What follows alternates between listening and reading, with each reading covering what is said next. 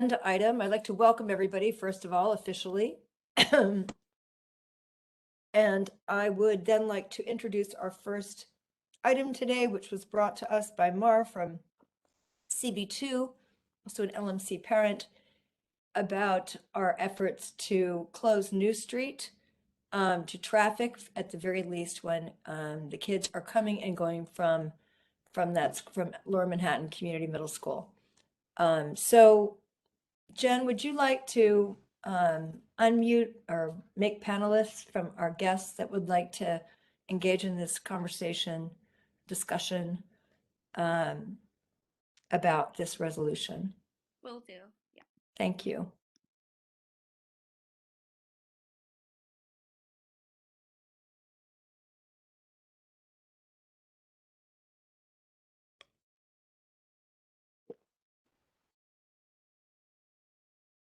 We have Mar on the line, as well as representatives from the NYPD, followed by Principal Douglas, and a few other. Oh, good. I'm glad Shanna's with us.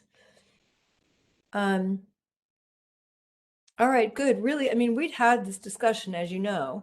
So this meeting really is about hearing from whoever is in attendance tonight that was not in attendance last month, who has any sort of questions, opposition, points of discussion to bring to us tonight about our resolution, because it was advertised as being postponed. And so we were told there were people that weren't able to make it that wanted to be here. So this is your time. And you can just call on people as you see their hands. Yeah, Tricia, if there's member of the public, I just saw Lisa Midget set a chat. I don't know if everyone saw it, but she's looking at how to speak. Are we going to allow that or not? Yes, this is a discussion about this resolution, and so all guests are welcome to engage in discussion about this resolution while we're discussing it. Yes, absolutely. And Jen, will call on you when your hands go up, everybody. Yes, for those who are interested in speaking, if you could please use the raise hand option, or if you just unmute yourself and just express that you'd like to speak, and I can just call on you. Okay, it looks like we have a couple of hands raised. I'm seeing an attendee moving into panelists now. Their name is, I'm sorry if I mispronounce it, never mind, it's just, they put down their hand. Oh, sorry, I didn't put down my hand. Oh, okay, you could go ahead and speak if you wish to, JL. It's Yael. I am a parent of a 7th grader at LMC, and it is a little bit upsetting, the lack of sidewalk space that they have available to them. So I know that there has been some opposition to closing the street, but there is literally no other option for these kids when they are going into school to congregate, when they are leaving school for out lunch and dismissal. They have to go in the street. The sidewalk is very narrow. Sorry. Alexa, off. Sorry. The sidewalk is super narrow. There's scaffolding on the sidewalks on either side of the street. There's stanchions to prevent people from riding bikes and going up on the sidewalk. And there's a huge electrical box right in front of the door of the school. I mean, so I really don't see any solution other than closing the street for the school hours. And that's my bit. Thanks very much. Anyone else?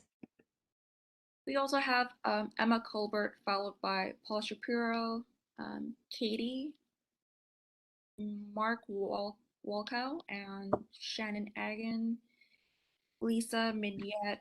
So I'll just go by order. So okay. Emma Colbert. Can you hear me? Yes. Hi. Sorry, I'm not used to this format.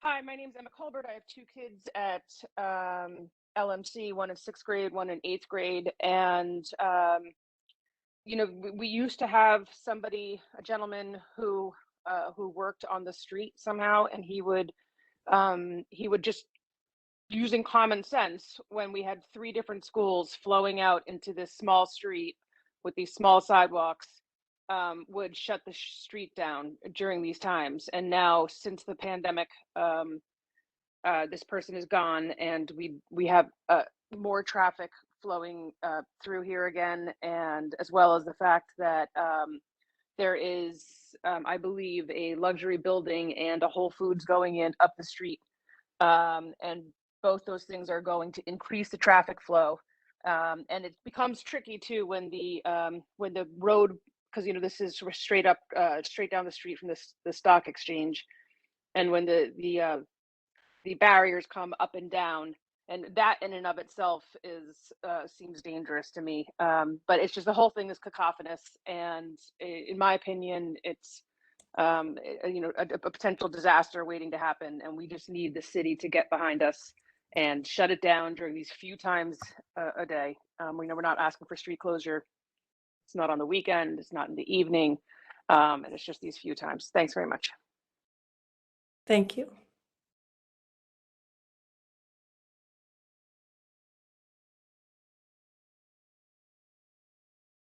Jen, can you get the Paul next Shapiro. person? Sorry, I'm unmuted now, I believe. This is Paul Shapiro. I have a son who is a 7th grader at LMC, and I can tell you that I've been there personally, picking him up on several days, and I could not believe, particularly the last time I was there, the level of activity of large trucks. We're not talking cars, we're talking cement mixers, huge trucks, high off the ground, and they have to leave when the street is filled with children. I mean, we're talking about a half an hour window, probably, when it was really busy. And I mean, it was really a mess. There was a small yellow bus, a mini yellow bus waiting on Broad Street, Beaver Street. And there was a FedEx truck that was in the little slip on the other side of Beaver Street. And then there was a huge truck leaving the main news street. And it was a mess. And I was really upset about it, because I can't believe that we can't figure out a way that these huge trucks can just not be able to leave for the 20 minutes to a half an hour when our children are leaving, and they're spilling all over the street. And I have, on other occasions, I have seen a child walking out into the street, and then the barrier starts to move, and all of a sudden, hey, get away from there, you know? So it's a bit of a mess, and I really would hope that at the very least, we would have the opportunity to have that street closed when the children are arriving to school and when they are leaving. Thank you. Thank you. Jen? Then we have Katie. Hi, I'm calling from 30 Broad Street. I'm the property manager there. We also have an entrance on 30 New Street. We understand that there's, concerns about the children and their safety, and we do understand that, but we have daily deliveries that supply the building and our tenants with basic necessities. We have vendors that use the entrance on a regular basis to bring in supplies for construction or day-to-day building maintenance. So, it is a problem on our end if we close down the street. If there's specific times, we could probably work with that, but deliveries and things, we can't always tell them when they can come and when they can leave. So it does become an issue on our end in terms of supplying what we need for the building. And that's all I wanted to add. Katie, can I ask you, is that the only entrance to that building? It is our only loading dock entrance. So we don't have vendors come in on the 30 Broad Street. That's a main entrance for tenants only. And so what kind of things get delivered to this entrance on New Street? So it depends on the day. It could be we're doing construction on, we're a commercial building. So right now we're doing construction on the 23rd and 27th floor. So it could be anything from, large panels of construction materials. It could just be regular FedEx things that are coming up. It really depends on what's going on for the day. Okay. It's an commercial office building, just to make that a little bit more. And what's the address on it, the street address? The main address is 30 Broad Street, but the new street address is 30 New Street. And we're right off the corner of Exchange. Okay. And what's the name of the building? Does it have a name? It's 30 Broad. Pretty broad. Okay. All right. Thank you. Then we have Mark Walco. Hi, thank you for putting this on the agenda again. This is Mark Walco. I'm the father of a sixth grader at LMC. I walk her to school every morning, and I've done so every morning of the year this year. And I have noticed, as everyone else has, the enormous amount of streets and of trucks and construction vehicles and movement and workers on New Street, on Beaver Street, on Exchange Place, when we drop our kids off, when they come out at lunch, when we come to pick them up, most notably in the mornings, which is literally an accident waiting to happen.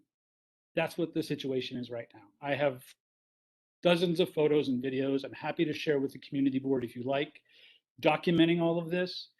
When we turn the corner off of Exchange Place onto New Street, going downtown, routinely there are half a dozen, 8 to 10 box trucks, long construction tractor trailers parked on the sidewalks, making it impossible to go around them on the sidewalk, meaning the kids have to walk in the street with the trucks coming down the street as they're being moved on by a flagman.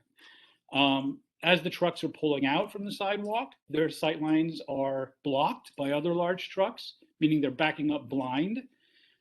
Someone is going to get injured, and I'm wondering who's going to take responsibility for that when it inevitably happens. Something must be done about this. And I appreciated hearing Katie, the building manager's thoughts on this, because I really think the solution, and I hope that the board agrees, that the solution is closing the street for a limited amount of time per day, preferably in the morning. We'd also love to have it at lunchtime and at the dismissal time, but definitely in the morning. Something has to be done for half an hour for the kids to get in without having to dodge vehicles and construction materials on the street. That seems like the minimum amount that we could ask the private buildings here to do out of concern for the safety of the children. Thanks for having me. Thank you, Paul. Next. We have Shannon. Hi, can you hear me? Yes. Great, thank you. Hi, my name is Shannon Egan, and I'm here as the PTA President of LMC this year. And I can tell you many parents have shared with me how distraught they are by the unsafe conditions that our students are surrounded by as they enter and exit the building. It's chaotic, it's unsafe. We have too many students coming in and out of that building, that entrance, in too small of a space, surrounded by too much construction vehicle activity. And like Mark just said, it's an accident waiting to happen. We cannot wait until one of our kids gets hurt or one of our teachers gets hurt before we do something about this. And I appreciate that there are other interests here. I appreciate Sergeant Wingert's thoughts on having a safe evacuation plan or exit plan for people leaving the neighborhood. But I would urge you to consider the real present danger to our children over a potential future situation or threat. Thank you. Please pass this resolution and look out for the safety of our students. Thank you. Thank you. Next. Lisa. Hi, this is Lisa Midyat, and I'm a parent of a sixth grader at LMC. And I just wanted to say thank you to the community board for letting us speak tonight.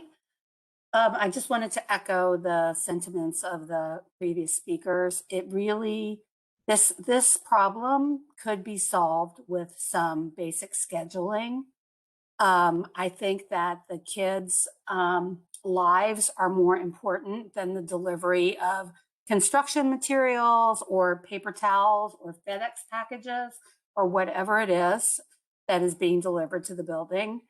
you know, perhaps the deliveries could be scheduled early in the morning, early before school starts, and or after school ends. And it just really, you know, I appreciate being a business person myself. I appreciate that aspect. But again, are we going to wait till something bad happens, or are we going to be proactive and make sure that nothing bad happens? Thanks, Lisa. We have Joseph.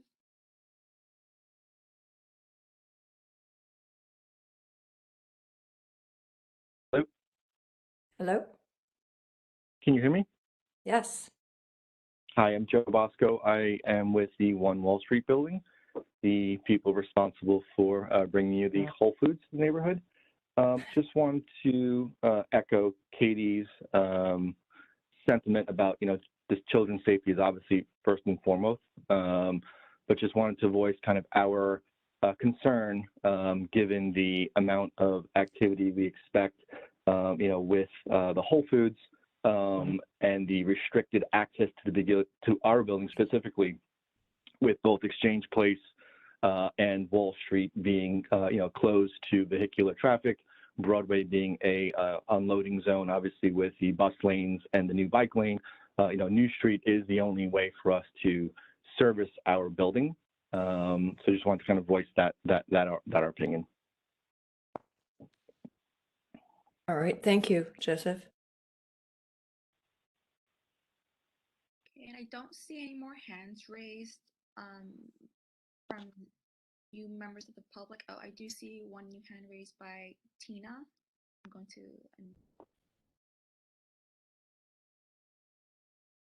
Thank you. This is Tina Moya, and I thank you all for letting us dialogue about this. I have a 6th grader and a 7th grader at Lower Manhattan Community Middle School, and I just want to echo the other parents and say that I prioritize children's safety over deliveries, and I think that there are many hours during the day that the children are safely inside the building doing their academics, that the deliveries could happen. On a daily basis, I witness children yelling out to others to watch their back because the flatbed is coming down the road and the UPS truck is simultaneously parked on the sidewalk. So there is no pathway.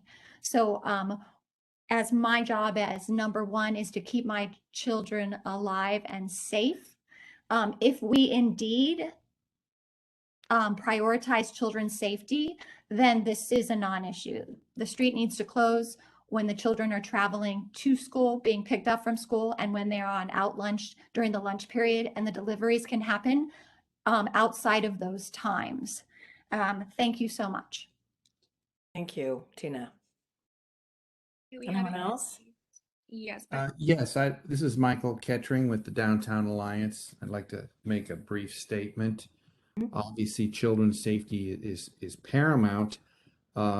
And just, I did want to echo a bit about what Katie and Mr. Bosco said. You know, New Street is really the only service entrance and service vehicle location. You're not allowed to park service vehicles on Broad Street or Broadway. The street is critical to serve, I think, something like 9 buildings front the area that you're speaking of.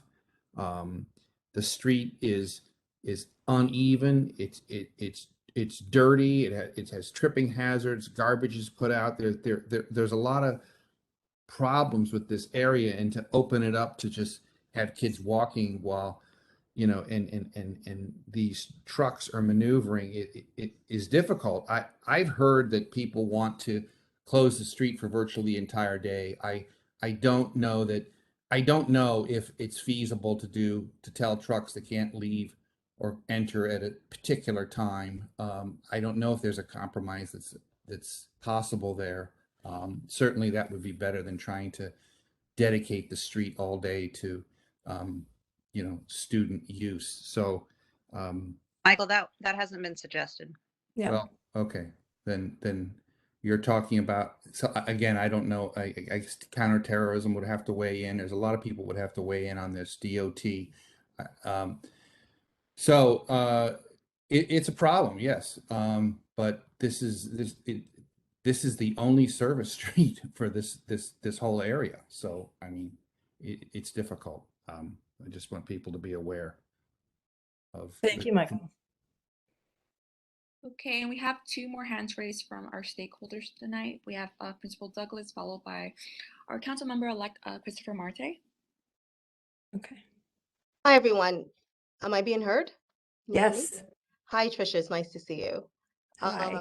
Thank you all for this opportunity. And I wanted to make sure that that you heard the voices of my parents, because they're the ones who are usually out there in the front in the morning. I'm the one in the lobby greeting kids and having them and ushering them in to start their day. And I must say that after listening to both sides of what, the business people in the area as well as our parents and our families have to say, I definitely do think that we can come to a compromise here. We are aware of the times when our students are the most active, right? When they are that rush hour, when they're coming into the building in the morning time, when they're departing the building, as well as lunchtime. And all we're asking is for 30 minutes where, to prevent some sort of problem, to prevent a child either, getting into the midst of traffic, a child not seeing a truck, and something happening. I've been in this school for 10 years, 11 years, and this is the first time where I've been so concerned about what's happening on the street. I want a Whole Foods because I don't have time to buy groceries, and I would love to be able to leave the building and pick up, go to Whole Foods, right? And I know that everyone in my staff will also benefit from this neighborhood becoming alive again. And so I do understand what we're asking for and the impact that it will have, on your business. But, the greater impact here is what it will do to our children. And I don't want my kids to be hurt. Someone mentioned I think in the past meeting about, this area not looking like a school is here. There are 5 schools in this building. There are 5 schools. LMC does have the largest population of over 300, but there are 5 schools in this building, and 3 of them use New Street as an entrance. So it's not just about students of LMC. We're talking about the students of the charter school who's there. We're talking about the students of the 2 high schools in that area, so that needs to be considered, even though you're only hearing our voices. So 20 minutes of your time, if you know me, you know that I am willing to collaborate with you about what those times are. If you need us to have more, hands out there because there's an urgency for a delivery, whatever it takes, because I want my kids to be safe in the end. And based on what I'm hearing from everyone, that is the priority. We want our kids to be safe. Now, how do we make that happen? And that's all I have to say. Thank you. Thanks, Shanna.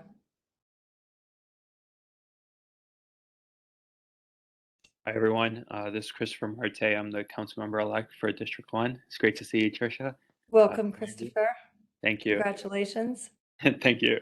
I'm just here to fully support what the parents have been organizing for and asking for. I don't think it's that much to close the street off during those 3 crucial time periods when kids are rushing in and rushing out.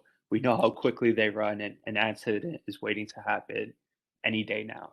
I understand the other interests about loading and deliveries. There's other streets that have similar street closures where they're closed certain parts of the day and open. So this is nothing new. And I look forward to working with DOT and the community board to making sure that this happens if it doesn't happen before January. Thanks very much, Chris.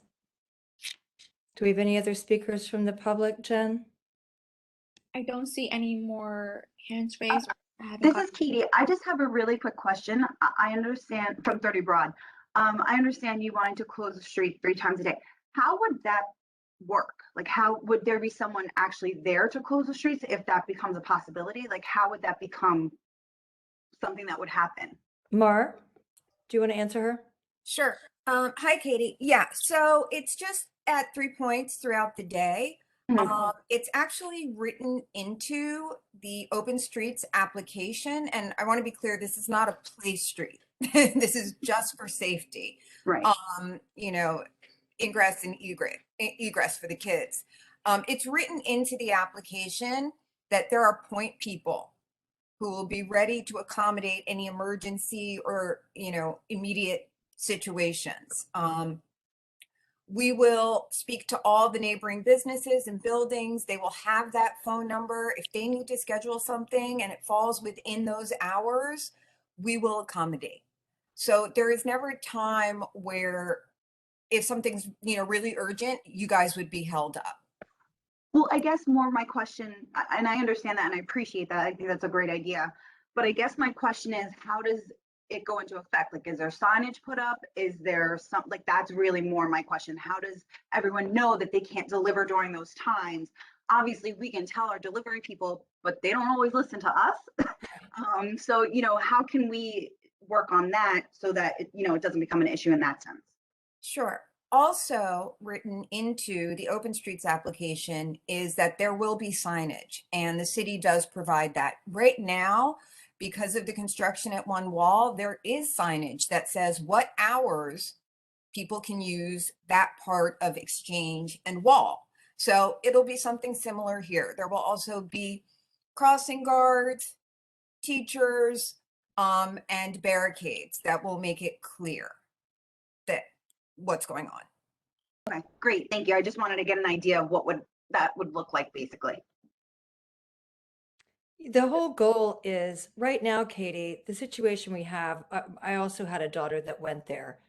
And one day I arrived and they were literally processing drywall coming out of the building in a truck. They were compressing and processing it because nobody knows there's a school there. It was a hazmat situation. And what we'd prefer to have is that if somebody has to come in there, that they have to ask, because then we can control what's happening. Right now, it's actually way more dangerous than a busy street because of the kinds of things that happen on a new street. Most importantly, this construction situation. It's something that is completely at odds with children. And I don't think it was ever meant to happen. And what happens with the DOE is sometimes when they cite these schools and they have these ideas about where they're going to enter and what they're going to do, you know, there could be more time spent on that piece because we're here so often when it comes to schools that are now being built in office buildings where we are Monday morning quarterbacking the safety situation with our egress for these children. And so when we were able to see the kind of hazards we had back there, we felt it was imperative to take action. And it really, you know, so many parents have said it so well tonight. It's not a matter of if, it's a matter of when. And we have found ourselves after the fact, after a child was hit by a car on Broad Street before, you know, we had been advocating for that speed bump, and lo and behold, that happened first. And we don't want that to happen here. And so we are getting out in front of this as we can see this take shape. And that's, you know, really what's at the crux of this resolution. Hey, Tricia, this is, all the points were really good. There was a video that got emailed around to the committee beforehand about a man shouting at the kids and the safety officers were there. That seems like that's I didn't understand. There was no context for us to understand what happened there or what that was all about. And I obviously couldn't totally process what he was saying. Was he somehow related to the big thing that goes up and down that lets the trucks in? Or, you know, I didn't understand why he was yelling at the kid. Is that a relevant thing to discuss tonight? Or, I mean, because the other thing is that he seemed so aggressive. It was good that the safety officer was there. I didn't really understand what was happening. Do you know what happened? So it was Actually, there are two incidents that we know of where when the children come out for lunch, there have been conflict. Are these just random people or do they? No, that guy was working on the block. We know that. We don't know exactly where. I mean, that's what I was told. I was not there, but that he was in fact performing some activity on the block having to do with work there. But there was another incident with a construction worker and a kid. You know, they're fighting for space. Right, right. People are fighting, and it's going to create conflict, and it's going to create more. So one of the things that, and Tricia, I also had a child that, graduated from LMC many years ago now. So the kids have been there for a long time, but, this happens over and over again, as we all know, that everyone's surprised that there are children that actually go to school in that building. And there isn't good signage there. There never has been good signage there. I mean, the fact that there's, you really have to look hard to see the name of the school or to see anything like that. So, it may be nice to just always to have a sign up to say, if you're working on this block, there are 5 children or 5 schools in the area.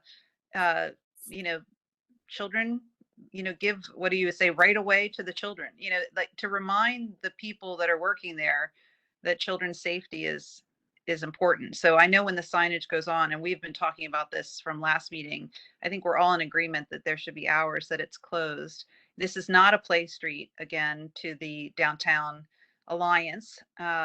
This is just a matter of people walking in and out of the building safely. But I think there needs to be signage as well to say, this is how you speak to children. Because that video was, I have no idea why that guy was yelling at that kid, but it was, if you turn the sound off, it was pretty horrifying. I mean, I don't know what was happening. We had a similar incident when they were processing the drywall, and he was screaming at children walking into school. And I stopped him and asked him what he was doing. And he said, it's not safe for them to be here. And it just was it was an important moment because he was screaming at them out of his own fear and anxiety. Correct. He was doing something he knew was not safe, and he did not like the fact that children were walking past him so close to him. And so this is really for everyone. There needs to be guidelines here for everyone's sake. No one wants to be in this position. And I think that is a really important thing to understand as we go to do this. We know business has to go on, but this situation isn't good for anyone at those particular times because the kids are coming no matter what. Exactly. And by they were there when this was a dead street that no one, now Whole Foods is coming in, which everyone's excited about, but it's going to only get worse. Correct. So, it isn't an option for the kids to come at a different time. And therefore, I think we need to have bigger signage, and maybe it's not made by maybe it's a handmade sign that, the schools make, but just to explain that there are 5 schools in the area and the children are going to be there, not just when the hours that it's going to be hopefully closed during these times, but I think it's also a way for people to know your neighbor. Maybe that's the sign, know your neighbor. Here's all the people that are using this street that we know about. Because I think it is right that even back in the day when Tricia, when you and I were going down there, it was very hard to walk on the sidewalks because there were always delivery trucks parked on the sidewalks. Correct. Yeah, that's just been the norm. I would imagine that the DOT is going to be putting up school zone signage with this move, and that's something we've needed for a very long time there. So this is so I didn't mean to cut you off, but this is Sergeant Wanger from NYPD Counterterrorism. Yes, Sergeant. So one of the things I think we all can appreciate, and especially from where we sit, our number one goal is to protect the lives of the citizens of New York. So life safety is first and foremost at the top of our game. It's our main priority.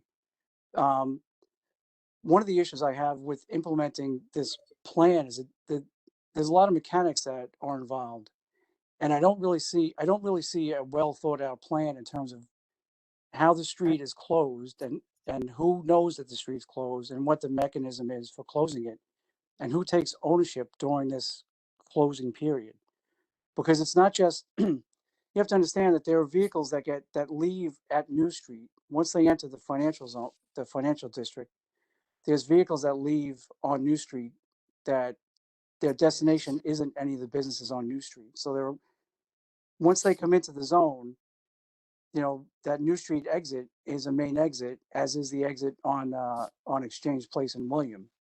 If all of a sudden you shut down the New Street exit, how are other vehicles that are on Broad Street going to know that they can't make that left-hand turn onto Exchange Place and then exit out on New Street?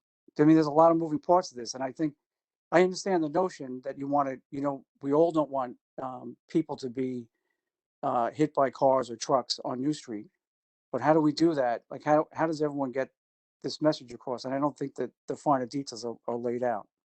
I think you're right. Details definitely need to be laid out, but I have to say over and over again, I have to say that I want to make sure that we understand that children in schools are people too, because people are people. I No, really, but I think I've heard a few suggestions that the priority is going to be for other people, and it's a parade.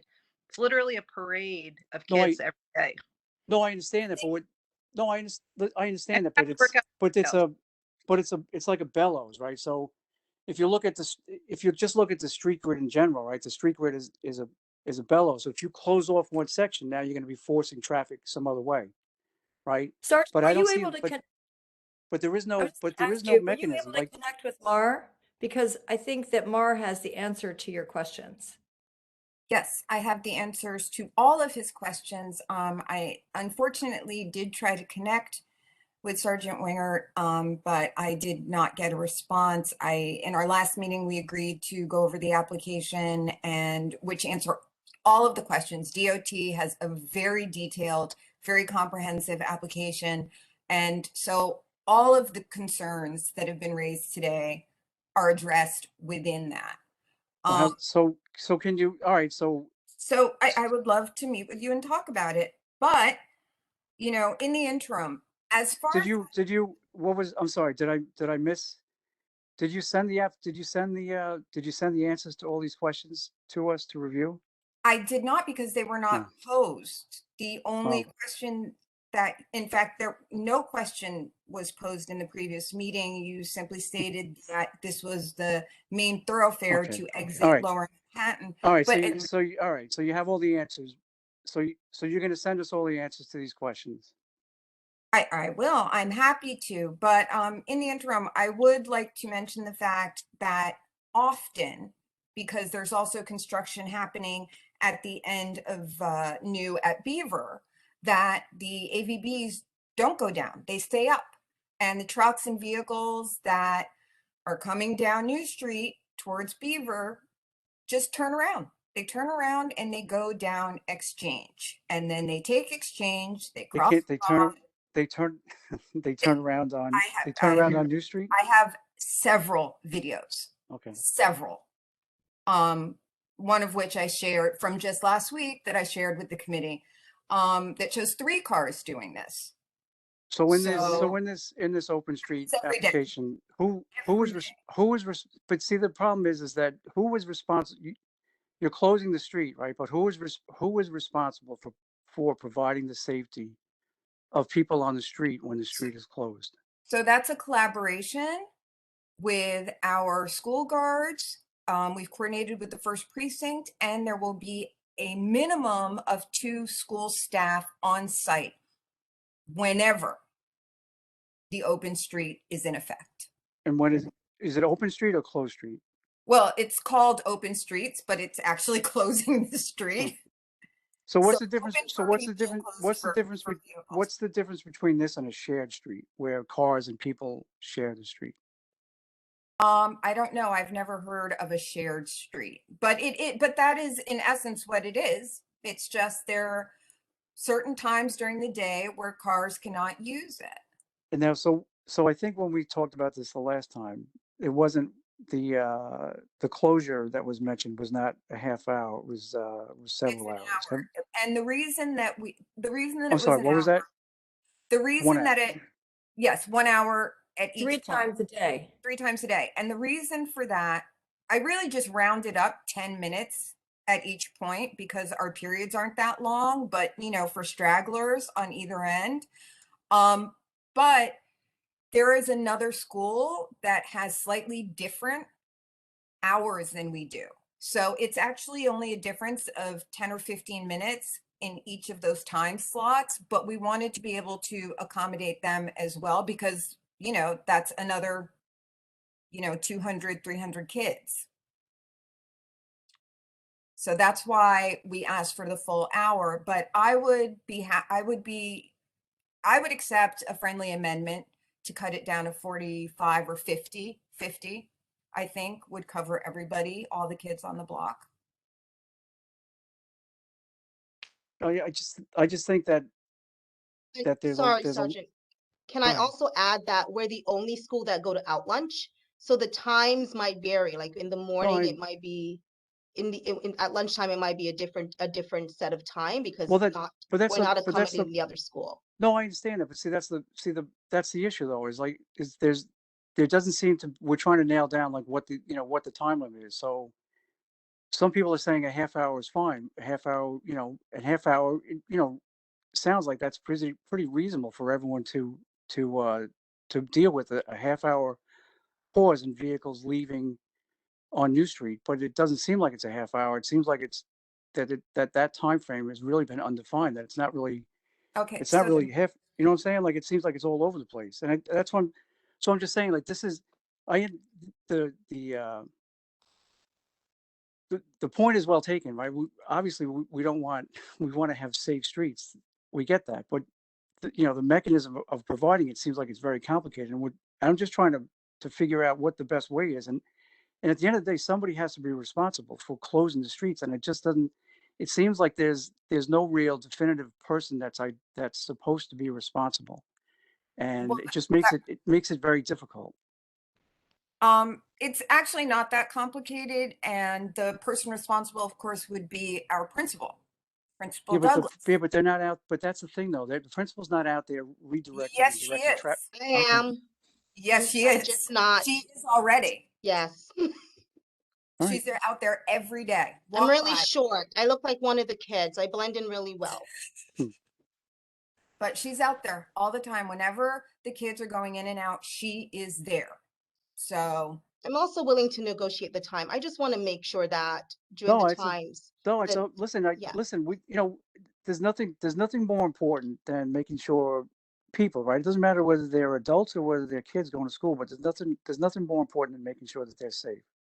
Right? And we feel the same way towards people who are at the later stages in life that aren't as mobile and aren't as agile, and we want to make sure that they can navigate the streets and that they have a fair shake at enjoying the environment and all that. So that being able to provide a safe ingress to school and a safe egress from school, I think obviously we're all part of. It just seems like everything gets complicated because the street grid, as you all know, in Lower Manhattan is the original street grid, and the sidewalks are barely 5 feet wide, right? They don't, So they're tiny.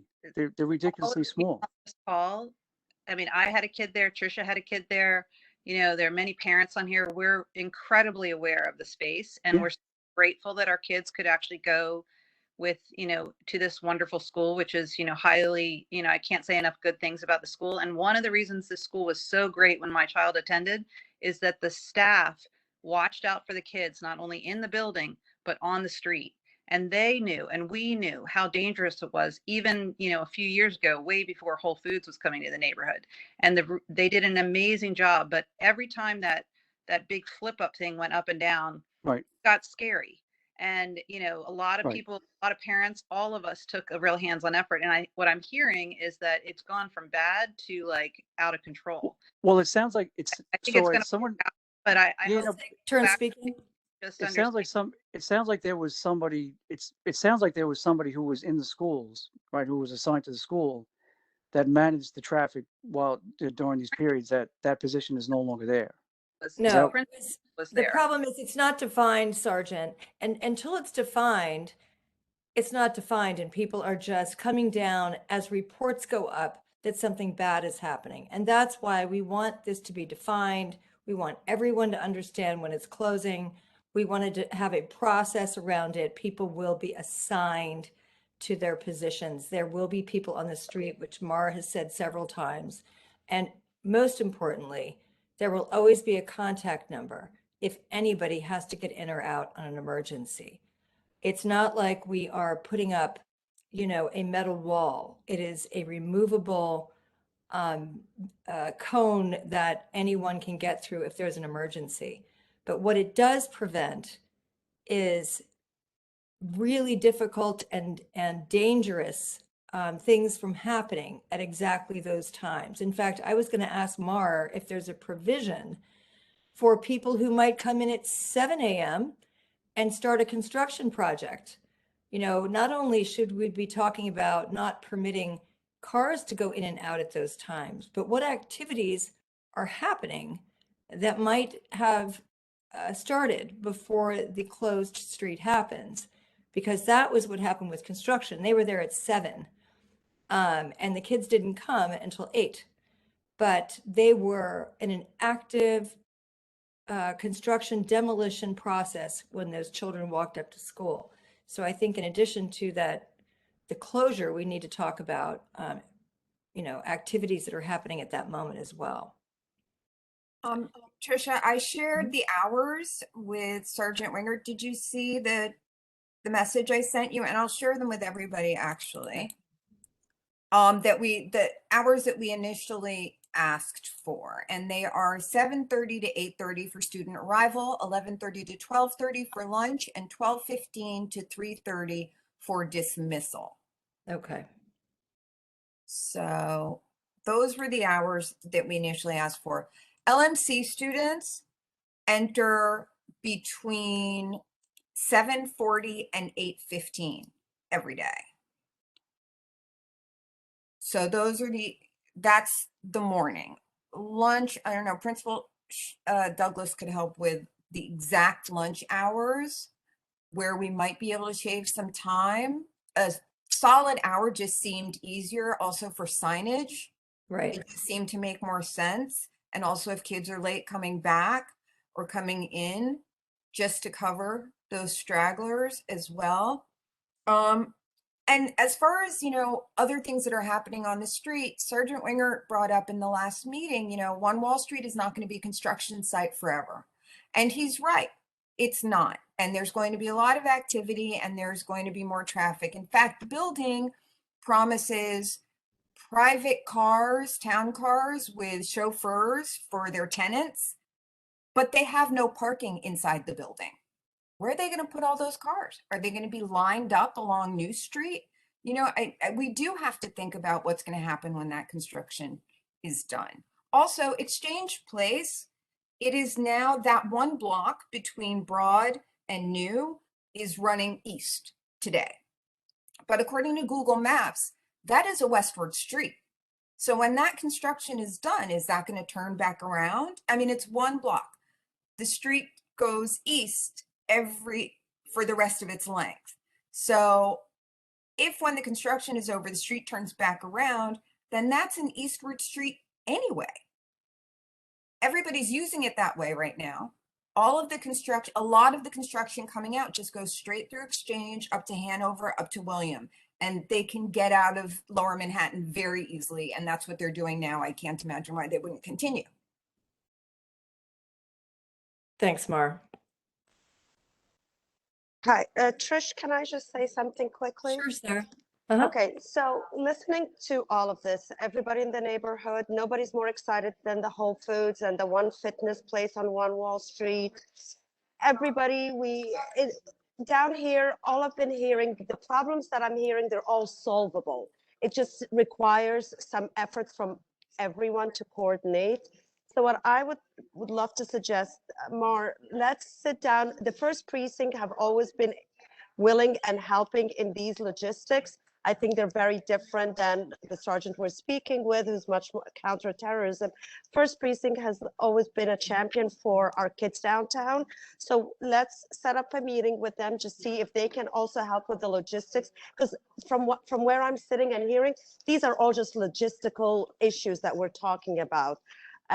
Regarding the time, but we need to do this for our kids, and we don't want to be in a situation when a kid gets hurt or dead before we realize, okay, let's do something. So let's just get ahead of this and just work with everyone just to see how we can make it work for everyone.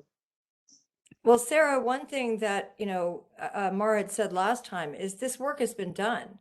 I think that this is why we brought the resolution last month. We didn't understand that there were stakeholders that are here today, but NYPD, DOT, everybody's signed off on this. It doesn't mean that the stakeholders aren't important. They're incredibly important. But we have crossed off a lot off of the list. And we do have, Mara has a really thought out procedure. And she's happy to share it with whoever would like to see it. It's incredible the work that she's done and that people working with her have done in terms of looking down the road with this. It doesn't mean that we won't have to possibly review it in a year. Things are liquid, dynamic as ever in Lower Manhattan, and we might have some additional considerations. And that's what the community board is about, right? So if we pass this resolution and in a year we have a new problem on New Street, or if we have a problem as we go, she has made herself and the school available 100% of the time.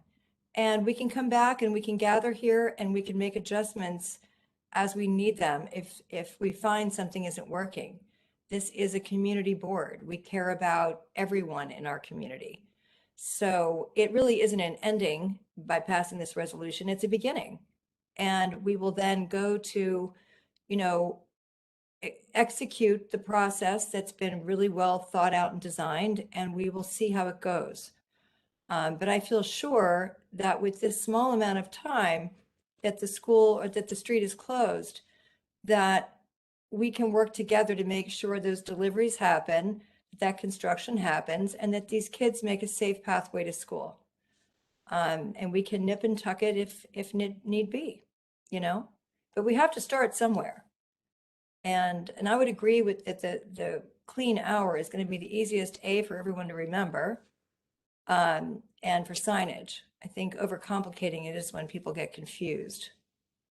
So I would Sorry, vote this is Joe Bosco from One More. So we keep on saying 1 hour, but the hours that were published are 4 1-hour time slots. Am I confusing something, or is it 1 3. hour, or is it 4? It's 3 individual 1-hour blocks. Got it. Okay. Trisha, there's been a comment made on the chat, if I could just verbally express it to put it on the record. Mentions the school can fill out the application for the open street with the DOT. However, the DOT must approve it. Figuring out the details perhaps should wait until it has been approved by the DOT. Neither the school nor the community board can make the decision to close the street for certain times. The school can apply to the DOT, and the Youth and Education Committee can express support for the application. Mar, did you hear that question?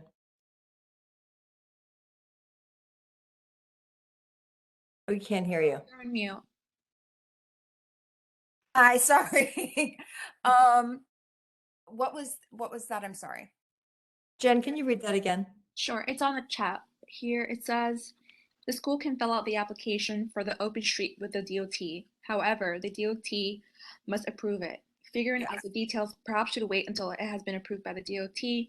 Neither the school nor the community board can make the decision to close the street for certain times. The school can apply to the DOT, and the Youth and Education Committee can express support for the application. Okay, so yeah, that sounds fine. I have the application, and as you know, we were told via the borough president's office, and you guys were told by DOT that their intention was to approve the application once they received it. I was just about to send it as a formality because we had been fleshing this out for over a month. I was just about to send it when Sergeant Wingert showed up in opposition. And Borough President's office told me to hold on to it until this meeting. So I do have the application and I am happy to share it with Well, that's- everybody. I'm Yeah. so, I'm sorry I messed up your plans. Yeah, you did. I know, it's crazy. But, you I know, thought it was done. I know.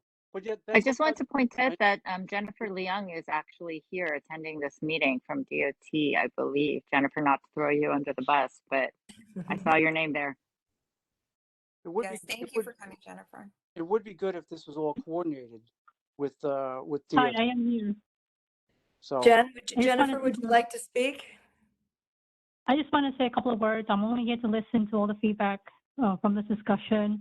I'll be very happy to review this with my colleagues. But if you haven't already applied, but you should send that in so we can have further discussions internally. But a lot of this feedback I'm receiving tonight could help us, take a closer look at the application itself. Okay, great. Of course, I will send it in immediately. And Marge, I just heard from the first precinct and we'll connect, and they said, yes, they will help and coordinate the street closure for you. So I just contacted them and they're on board. So I'll connect with you after this call. Thank you so much, Sarah, and thank Captain Smith. Thank you, guys. All right. Anyone else?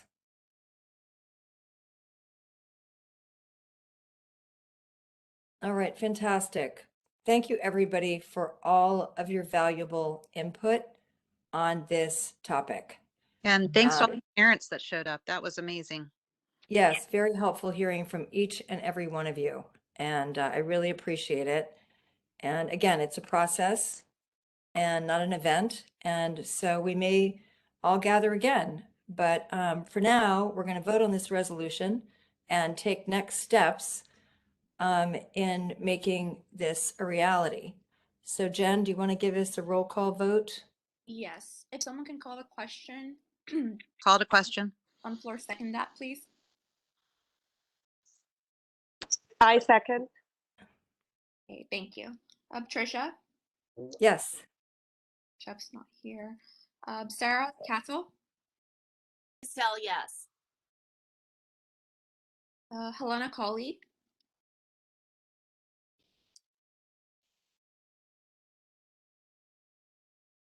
Helena, I see you're muted.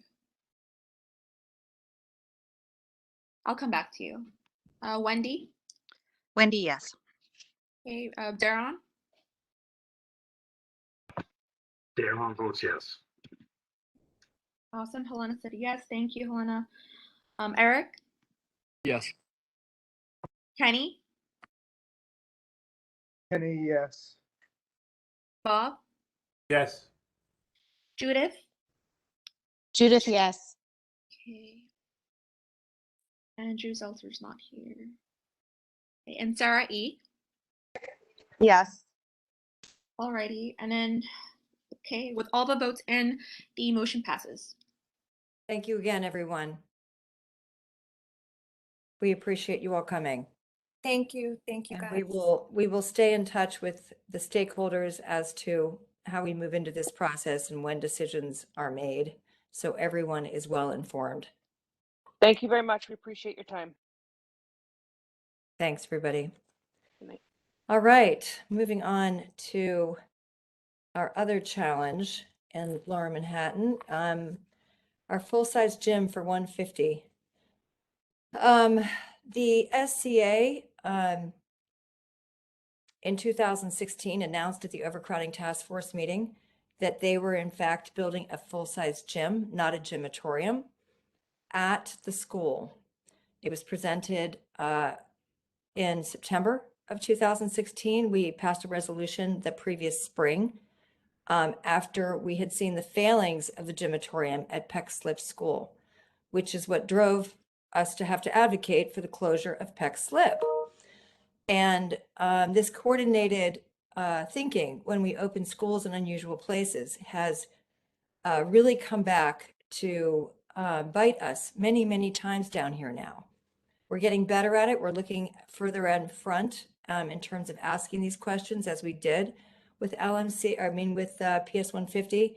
But what we didn't expect is in the 4 years that passed, that really what happened there was that for some reason, they said they were building a full-size gym. Carmen Farinha actually wrote me a reply to my email saying that they weren't going to be creating any more gymatoriums because of their impact, their negative impact on arts and physical education programming. I have the letter. So I supplied that to the SCA, and they said that the footplate of the building has always been what it is, and that this is as large of a gym that could have ever been built in this space. And it's true. The building is only as big as it is. We looked at the gym design. When the design was first shown us in 2016, there were no measurements on it. So we assumed, because they said it was a full-size gym and not a gymatorium, that that is in fact what we were getting. But that is in fact not what we're getting. What we're getting is a very small elementary-sized gym. It's even small by elementary school standards. This is obviously a problem because we only have 3 full-size gyms among our 9 schools in Community Board 1. And we are borrowing, and stealing gym space. We have a logistical nightmare for Bob Townley and his after-school organization, and trying to put together the pieces of a puzzle with an after-school sports program with 3 gyms with 9 schools. And unfortunately, our meeting with the SCA only resulted in the SCA saying, unfortunately, we can't guarantee that we can build full-size gyms anymore because we're being forced to build gyms in office buildings with footplates that don't always cooperate. But what we are doing is building these phenomenal dance spaces and multi-purpose spaces. And they're fantastic, and they're being really well received. And the rest of us fell silent for a moment until we gathered ourselves and said, what about the basketball team and the volleyball teams? While dance and alternative space can be good for yoga and dance, we're talking about the impact on sports, across our city, competitive sports. And if we're willing to walk away from that as a city, don't we think that that is worth a larger discussion? Because anyone can tell you the positive effects of sports on children's self-esteem, their physical and mental health, and attention. I mean, we could go on. It was so shocking to hear that they were willing to walk away from this challenge as easily as they were. And so I challenged them with the idea that if in fact we cannot guarantee that we can build gyms within our schools, then we should be thinking broadly about building freestanding gyms elsewhere where there is the footplate, and maybe have a commercial partner. Because if we start talking about letting go of our competitive sports facilities, we are going to be facing something. I don't think anybody has really thought down the road with that, I would have to argue. So what this item is on our agenda, and I don't know if it's that we pass a resolution this month or not. I did want to open it to discussion, and I wanted to get it on our agenda so that the SCA sees that it is. But we have to start talking about this. We have Millennium High School without a gym. We have LMC without a gym. We now have this school, but there were parents advocating for this to be a K-8, which, that can't happen with this gym. They can't use this gym. And so we really need to start having this conversation, because we are not going to be building schools up from the ground in our community district anymore. We are out of real estate. And so we are going to have to get very creative and create a lot of advocacy around how we approach this going forward. So I open this up for discussion. I'm sure Bob would like to say a few things, but Please raise your hand, Jen. If you can manage communication, Yeah. be great. I have a question. Mhm. Is there a resolution tonight on this? Well, I put it on the I put it on the agenda because I think it's worthy of a resolution. Yeah. But it's not a resolution that we're going to change footprint or put a gym in at PS 150. No, it's Right. not. It will not get there. That ship has sailed or sunk, as we The ship has sunk. has sunk. They were not straightforward with us at that time. I don't know if I'll be around this long, but there's been talk about redoing that parking garage right next to uh, the new PS 150. The Battery Park City Authority years ago approached the community board, me, I was there, and said, well, what do you think about putting a field on the top of that parking garage, or redoing the parking garage, or redoing that whole entrance?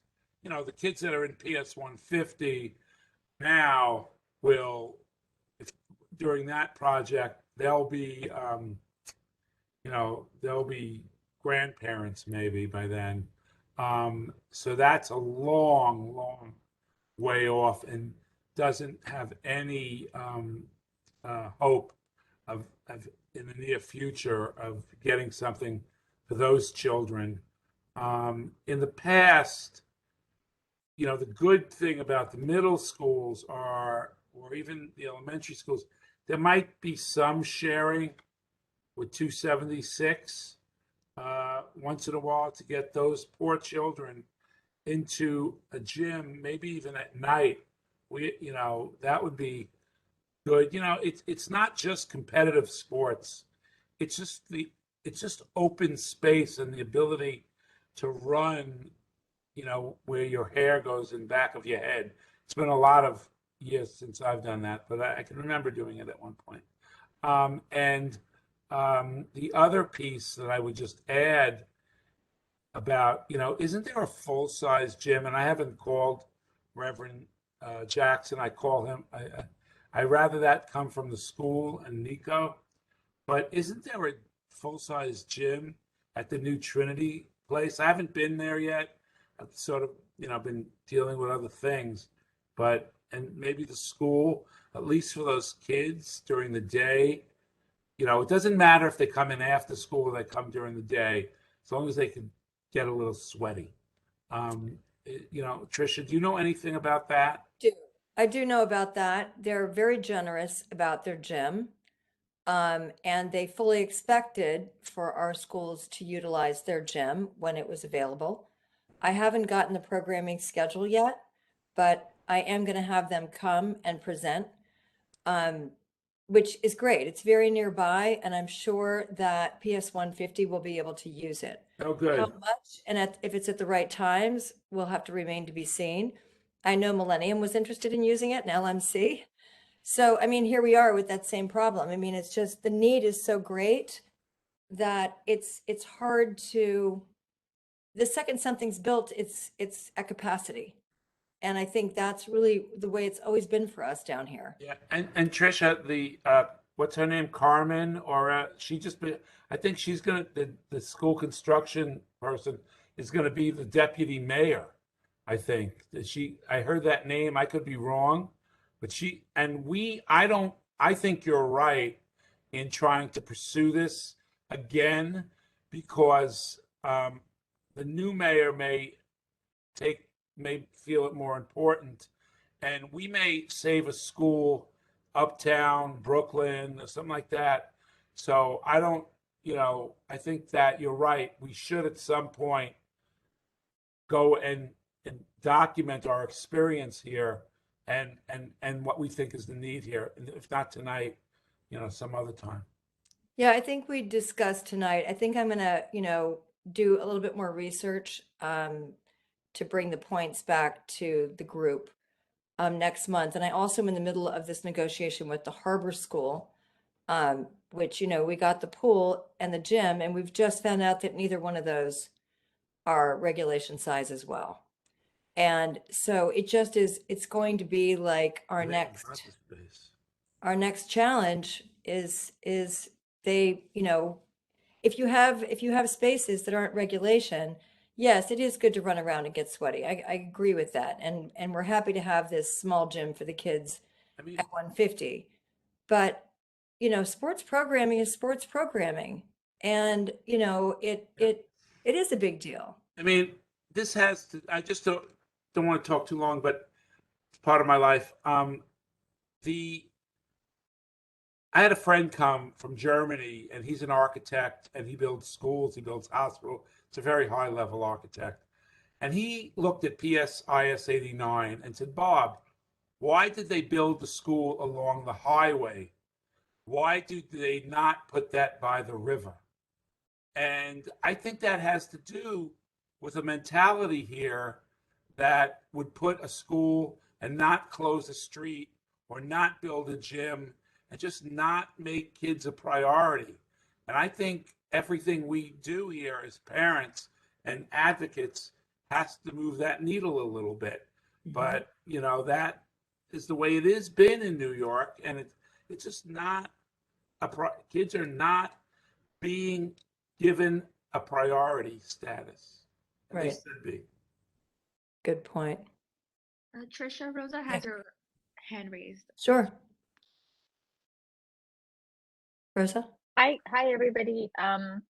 So I just wanted to, well, number one, I completely agree with everything that both of you have said. And Trisha, I would not want to be on the opposite side of anything you ever wanted, because the way that you introduced this was just like crazy good. So in terms of the Trinity space gym, possibly, it would be awesome if we could actually connect up Nico, the new principal of PS 150, with Trinity. So if you could help make that happen or help me make that happen, then that would be great. Number two, I did have a conversation with Jenna Crisfonte at the new Perlman Art Center. And just in terms of, I guess, general open space, just one thing I want to share, which is sort of related to this, is that in the lobby, they do actually plan on having like an open, accessible sort of like performance space, which is separate from like the sort of the jewel box performance space that's going to be like seriously complicated. But they're also looking to get input from the community on how they might want to utilize that space, specifically and especially for their youth. That's great. So that's something that I want to let you guys know. The other thing is on the 5 World Trade Center, which I know that we've focused a lot on the affordable housing component of that. But I also wanted to, in light of this conversation, bring attention back to the community facility space as relates to that project, because the community facility space is, you know, in my consideration, quite small. And the reality is that everything that we are being presented about that building is in flux. There is no signed contract. There is, you know, when somebody says the elevator court is in the center, so there's no way that we can actually fit a full-size gym in there. Well, the elevator court is actually lines drawn in a computer. So the elevator court does not exist there. It doesn't exist anywhere until we, you know, come to agreement on where it should be. And so I think that if we see an extreme need in our community for facilities that include real gymnasium space, because as you know, as you have told me, the gyms are in use constantly 7 days a week. And if, you know, Trinity has a full-size gym and there's already like 3 public schools that want access to it, or, you know, probably like, you know, more like 6, then to me that's a dire need. And so we should look at addressing that with a project that is being built with public funding on public land, and that isn't actually built yet, so we can address some of the limitations now with our ask. So I would encourage us to do that. And then lastly, you know, we are working to try to build a park on underneath the Brooklyn Bridge and have open space, and specifically have active recreation space there, and specifically have active recreation space that addresses, you know, our youth. So I would encourage everybody to, you know, support that project as well to make that happen, because I think that outdoor recreation space is as valuable as indoor recreation space. So those are all the different points I wanted to share. Thanks Thank so you. much, Rosa. Those are great ideas. I'm gonna look into that. Anyone else? Yeah, Tricia, thanks for bringing this up again. This is Wendy. I got so agitated when there were more, you know, stakeholders on the line last time, given the history that we went through with 150, and I'm still having a hard time understanding how they just lied to our faces. But that being said, I'm glad that we're writing a resolution. I think the hardest part is that even the pushback on the last topic is that kids, to your point, Bob, too, kids are not seen as a priority, whether it's on a street or in a school or sports or any of those things, unless it's your child. And I think a lot of even the school construction authority, the fact that they call space planning portfolio still offends me. So I think we need to figure out ways to say, you know, that bigger discussion that you're talking about, Tricia, is that which children are allowed to be involved with sports program, especially at a high school level. I mean, I didn't know that I know that we heard that we were worried about the size of the pool out at the harbor school, but I just, that can't be possible. You know, it just can't be. It is. It just can't be. And, you know, so it's just not right. It really just is not right. It's not So right. I would also say, just on a separate note, I think we should start advocating for an audit of the school construction authority. Yeah. 850 a square foot. Yeah, I don't think I would like Silverstein to spends call that. for an audit of the school construction authority. I mean, I just really think that it has come to that point. Like, who's getting paid what? How do these architects work? Why is it that our principals cannot speak directly to the architects? Why is it just so insane that there's just no, it's always been done that way? I think we need to make a big stink about this. Like, there needs to be a top to bottom. This isn't working. Principals are upset. Parents are upset. The spaces are not what was even promised. To me, this smacks as like, you know, this should be audited, and we need a lot of daylight, top to bottom, in all of these projects. And maybe that's the comptroller that helps us with an Well, I audit. mean, Scott Stringer was going to do it when he was, but he hasn't. No, he never was. He wouldn't commit to that. We talked about it at one point, but he backed off of it. And I don't know why everybody's so afraid of touching this. Yeah, I think To there's me, that nobody wants to touch this. There's stuff going on. Why the architects can't talk directly to the principals is, I mean, that is just wrong. it's really wrong. And I don't know what it is they're afraid of. And I think that, you know, it prevents also what really concerns me is that for the sake of this secrecy and privacy that they are allowing themselves, they are paying 30% higher That's what I'm than saying. our high-end That's builders in New why York. an auditor, because that money is going to someone, and we don't know who that is, and everyone's afraid of that person. Why? It is complicated. I mean, there's a lot of deals with the mayor's office, this I know. But Mhm. at the same time, I really, no one has their eye on this spending. There's got to be a reason and that they're spending what they are, and there has to be a way of cutting those costs. And, you know, especially when we're always talking about how broke the city is, to be spending $850 to $1,000 a square foot is outrageous. That is not what we should be spending to build. That's why it's so prohibitive to build and why it takes so long and why they spend so much energy avoiding building. I would too if I thought the only way to build was to spend $850 to $1,000 a foot.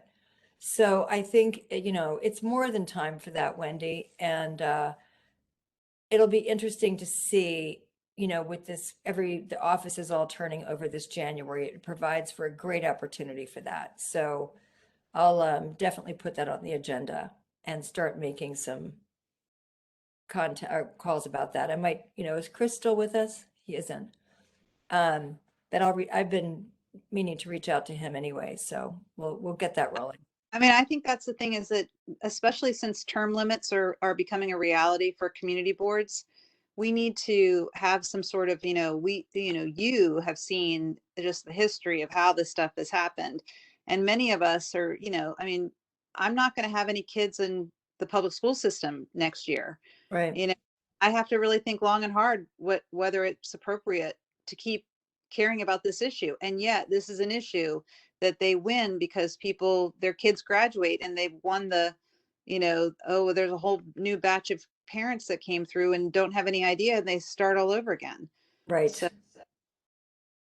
okay. Anyway, enough of that. Thank you. Right. Anyone? Yeah, Trish, the schools are getting so desperate. I sent you an email from Millennium High School. They've asked if we can find any street to close for a couple of hours so they can get the kids to a gym. So it's becoming to where now the schools are not even asking for a gym, they're asking for a street. So, and I'm not too sure if there's anything we can do in the short term until we solve for the big term, long term. I mean, it will definitely take 2 years to build a gym. It'll take more time to approve it. So we aren't talking immediate. Immediate is Trinity. Immediate is someone else's gym. But that doesn't mean that we shouldn't do it anyway. And I think that fact that principals are asking for street closures is a whereas in that resolution. I mean, that's ridiculous.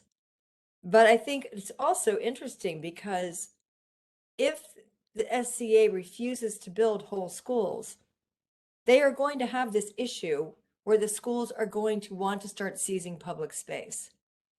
And you can't blame them for that. And I think that, this has been our biggest challenge the last few years, is carving out space for kids to be able to recreate, to be able to do sports, to, have enough room in the classroom when they build them too small. I think they've all been SCA issues. So I think it's really good timing to be taking this on. I mean, it's all about how they fund these things, how they build these things, how they approve them, and how they are trained and supported to find creative solutions. We've heard the SCA say that more than once. The creative solutions they're finding is ways to run their business more efficiently. The children are not the priority. When you're talking about building another small elementary sized gym at a high school on Governor's Island, they can't run up the street to Trinity. Good. I mean, what are they thinking? Look at the size of the island. They can't do a free build there.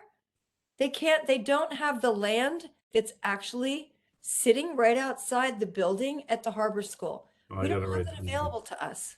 I'm like, why? There's nothing but space here.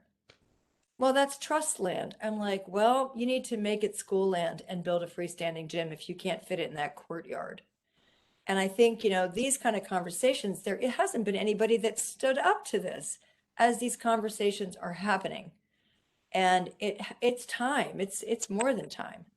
So yes, we'll be doing Band-Aids, Sarah, for the short term, but we should not be daunted about passing this resolution in January. Hey, Trish, I'm sorry, I have my hand raised again. I'm sorry to butt in. Point of information. I don't know if Andrew is on the call. Andrew's he left. So when 5 World Trade Center was being proposed with different developers, the one, an all-women's firm, came to us. Some of you may notice, some of you may not notice, came to the leagues and came to Manhattan Youth and say, we want to build gyms, high gyms in 5 World Trade Center as the amenity, as one of the amenities. And that developer was not chosen. I just gave that point of information. I'm done. That's interesting. Yep. Well, they also didn't choose the architect that had actually worked on the island before. You know, and these are decisions we don't get to challenge. You know, and I think it's important, you know, to Wendy's point, we should be in this conversation. You know, we don't know where that deal was made. We have no idea. And I do think they are public servants. We employ them. And I do think that as such, we should be able to question and at least ask the questions and get the answers and find out what this bidding process is all about. Yeah, You know, this is Rosa. Can I interrupt then? As relates to 5 World Trade, then what I would ask you guys, since you guys all know this, is what do we need in our community? Rather than letting them say, this is what we're willing to give you, why don't we say, this is what we need? We need such and such number of full-size gyms. We need whatever else facilities. Basically put together a list of what you're asking for and be really clear about what that is, and then go to them with that and say, this is our demand, right? Because I feel like if rather than saying we want something more than what you're giving us, I think it's a lot stronger if you go in and say, this is what we need from you guys to, you know, to have in this building for our community, because we haven't been able to get that anywhere else. And you guys aren't built yet. And so you can work around this, design around this. Again, I'm sorry. I would throw, Rosa, I would throw into the discussion a little bit, and I'm happy to work with Jen or anybody else on a small resolution that says we want a giant gym built at 5 World Trade. Because for sure, many, if the leagues run it, or if Manhattan Youth runs it, or some entity runs it, the kids who go to school during the day will at least get to play on the weekends and the evenings. There'll be more gyms accessible for them. I don't think it can hurt to get into the mix on this. it's a great idea. Okay, and then I'm gonna just also volunteer that I am on the 5 World Trade CAC, so whatever you guys come up with, I'll absolutely push Good. to make Thank sure you. that there's a strong discussion on it, and I won't give up on it either and let it die a slow death. I'll push it and I keep will pushing it. draft a very sloppy resolution to forward on to Tricia, to Rosa, and to Jennifer to retool. All right. I love it. And to Andrew, because there is history here. Those developers thought they could build something for the community. That's And I great. would say think big, called it a honestly, field because they're house. always going to negotiate you down. So think big, Bob. You know, I don't worry. My life has been about getting negotiated down. Don't worry. I'm sitting in a community center without a gym. Good point. And so, That was the community's fault. Bob, you are also part of our last item. I don't know whether you put this back on the agenda, if you have an update I about didn't this. put it back. I was waiting to hear if the community board could handle this or somebody else could handle it.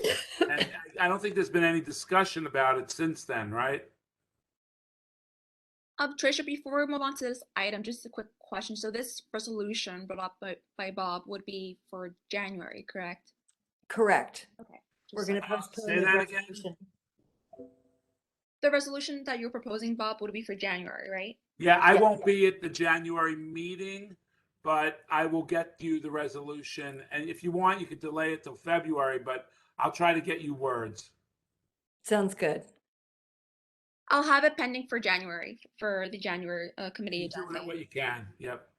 And then, yeah, so moving on to the next item. So Bob, I brought your proposal up to staff at our staff meetings, and to kind of just give a long story short, they proposed that they don't have the capacity to pinpoint one staff member to really take on this, what would be a project, because it would, as you said, mentioned at the last meeting, that last month, that it's a project that would, it's time and money.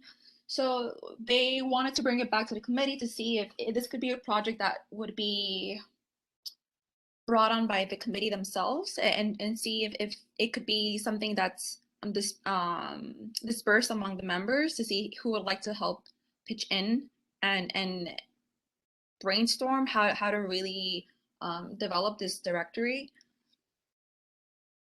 I don't see it. Oh, Bob, you're. Yeah, I don't see it as a committee project. I mean, that's too diffuse. It's got to be some one person, or some one organization. The community board, Manhattan Youth, Washington Market Preschool. I mean, it's got to be somebody spearheading it, not committee. Because if it's the committee, that's the work of the community board staff. And I agree. That's why I said it may be more work than they can do, or that is useful. So I'd like to think about this a little more, and see what we want to do. Because I get a lot of inquiries about things, but would the community board be willing to then, if we did a youth directory, could put it on the website? Are you allowed to put it on the website of the community board? That's a question I would have to bring back to the staff. We have our meeting tomorrow in the morning. I could. Yeah. No rush. I just don't want to do it and then it sits someplace. I mean, we could put it on our website, but it's better if it's on the community board's website. Tammy had another question about this. She wanted to ask if you know of an organization that could potentially work on this directory. That's what I was just saying when I originally brought it up. I said Manhattan Youth could work on it, but we prefer the community board to work on it. I see. Okay. And if now I got my answer, the community board said, not really. And so I'm going to talk it over to my staff and see who we have here that has free time. Are there any questions? But I don't want to do it if it's not going to sit on the community board website. It's got to get visibility. I don't want to sit there and not get some visibility. Right. It's one thing to have it, like when it launches, to just announce it briefly via our newsletter or at the full board, but another thing to have it in place in real time. Yeah, so as people are going over the years, they can see it, and it could be updated once a year or something like that. But then again, I would be happy to understand, now with Google, if you write in preschools, they all pop up on a map. It's like it may not be necessary. So that's another issue I'm going to take up with maybe my son, who's good at that type of analysis. But I'm just trying to figure out if it's even necessary. Anybody got any thoughts on If you have any specific questions that you want me to relate to the staff, so I can get a direct answer from them and ensure that with the only one now is whether or not you would put it on the website, but I bring it up to people who are informed than me, is it useful? Is it something that would be useful? We used to have it, but that doesn't mean it's still useful. Francis, what do you think? I know, Francis. Bob, I think if it can be done simply, and I think if someone spearheads it, it could be a great thing to have. Okay. But again, these things do take work, and Yeah. they often need sponsors. So I think, maybe the office, we can just knock heads a little bit as we go here and keep it alive, and just continue discussing it, Okay. Hi, Francis here. There she Yes. is. Hey, Francis, baby. I just I want to think get it a rise out of you. definitely would be useful, but it's definitely a big project. And I think that the way Bob has presented it in terms of the Google piece, because that's what happens now. You type in something in Google and you get a whole map of what the resources are in the area. So I think we would just be redoing something that's easy to get on the internet Yes. already. That's what I'm asking, Frank. Yes. Yeah, I think it would be. Yeah, it's a lot. It would be a lot of work, and it's not necessary because you have access through the internet. Yeah. The web can get it. Bob, I don't see it being an issue having this directory posted on the CB website, since we do have a couple of sections, the About CB1 section, and then also the external info section.